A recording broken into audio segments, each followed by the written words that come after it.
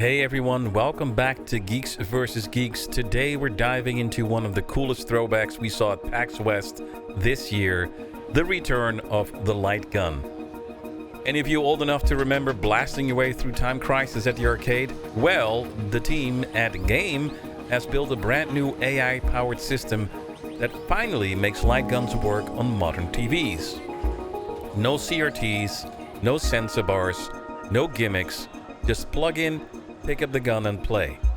We got our hands on the floor with the system, talked to one of the team members about how it all works, what games are included, and what the future holds for this nostalgic yet forward-looking piece of hardware. So let's check out the interview and see if the game gun can really bring the arcade home.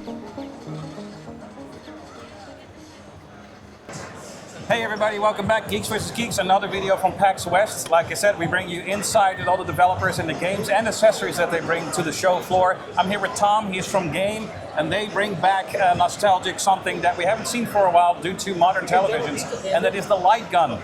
Tom, please talk about your company, about the product that you have, and what people can expect from your new light gun. Thanks for that introduction. What we're trying to do is trying to bring the retro games like Time Crisis, Point Blank, Steel Gunner 1 and Steel Gunner 2 to the modern TVs.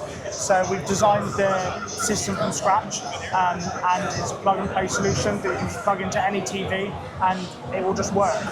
Okay, so you don't need a console like a PlayStation 5 or 4. You don't need to have some sort of retro console. This works on itself as a standalone box. Yes, absolutely that. We've got our own mini console, which is simply a USB-C power supply, which is 5 volt 3 amp, but a lot of smartphones nowadays have that power outage, as well as the gun next to it. You just plug that into your TV, completely standalone. And all the games are there. How many games come with the box? So we've got 4 games as total on the Premium and Ultimate package, which is all the 4 that I just mentioned, Point Blank, Steel Gunner 1 and 2, as well as Time Crisis. And then we've got our basic package that just comes with Time Crisis. And can people maybe expect or find ways later to add games to that? So as of right now, we have no plans to add more games to the box that we are selling at the minute.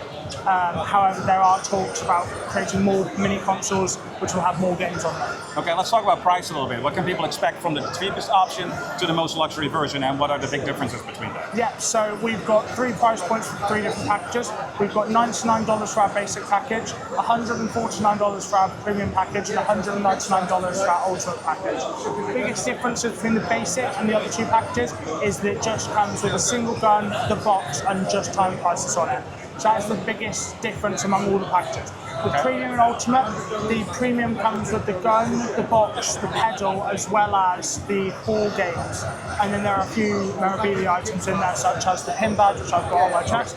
So that's really the best experience, is to get the 2 guns and everything like that. Yes, and then the Ultimate comes with those 2 guns, the pedal, the box, and everything basically. Can you tell me a little bit about the technology of this gun? Because of course, we are not able to do the same thing that we did on CRTs, so the technology has changed. So how did you tackle that? I do not see in this demonstration a light bar on the top or a frame around the TV. It seems to be simply plug and play. So how did you, what were the challenges? How did you get to that? Like, how does this technology work? Yeah, exactly that. There's nothing that's on the TV itself.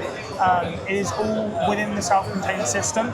So we have the box itself runs the games, and it runs Android 13. So all the games run natively on that box. The gun itself has what's called a neural processing unit inside of it. And it then takes in data from the camera that's on the front of it, as well as the gyro that's in it. Basically, we've got 2 different components to the system that allows that to work. If you've got the box itself, which runs the games, that runs Android 13, which then runs the games natively on that. The gun itself contains what's called a neural processing unit, and that takes in data from the camera that's in front of the gun, as well as taking data from the gyro or the accelerometer that's inside of the gun. That data gets passed into the MPU, which then calculates based off hundreds of thousands of images and training data we passed into that, and then outputs an X and Y coordinate to the box itself, which means we don't need those extra bars, those extra borders, or anything like that on the TV itself. Okay. So with that new technology, were there some really particular challenges to get that same feel for the game? In the booth over here, I see you have pictures. You talked to some of the creators of the original Time Crisis, and I assume you probably picked their brains on a lot of different things. So were there challenges where you said in the beginning maybe we're not getting the feel right? right? Like that you had to overcome. Can you talk a little bit about that? Yeah, absolutely. So we've had a few different iterations of the gun itself. We wanted to try and keep it as nostalgic as possible. We didn't want to have those original games with a new gun that people weren't used to. So there have been quite a few different iterations of the gun itself. You can see a few of them on some of our social pages.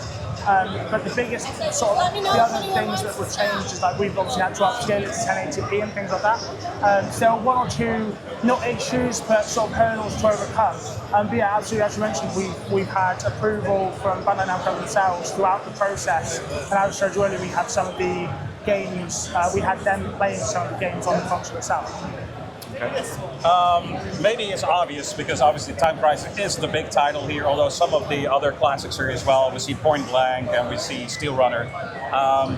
But was there maybe a game you would have loved to have seen on it, or that you just couldn't get to? Yeah, nothing that I can personally think of. I'll be honest, I'm 20 years old. I've never played these ones in the arcade before, so it's quite an experience for me. But I know that we've had a lot of public support for the rest of the Time Crisis series, as well as things like RoboCop, House of the Dead, I think is another big one. Yes, so we've had a lot of public support to asking for these other games. Okay.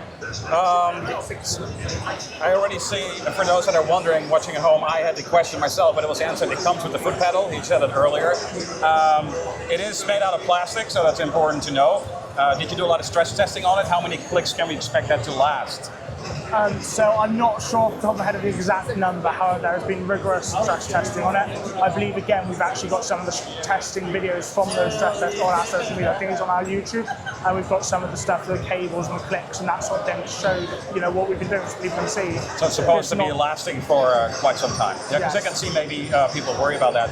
The gun also has a vibration to it. It feels actually a very good weight to it. Yes. It's not like super light clicky in the vibration. So did you use any specific modern rumble technology for that? Did you create your own proprietary rumble for that? It's got a feedback, so I'm just wondering what you used for that. So inside the gun itself, it has a rumble motor in there, and that's really all it is. It's nothing too fancy. It's quite simple. One, we didn't want to. So a lot of people, we've been hearing a lot of feedback about the original Time Crisis, like slide back recoil.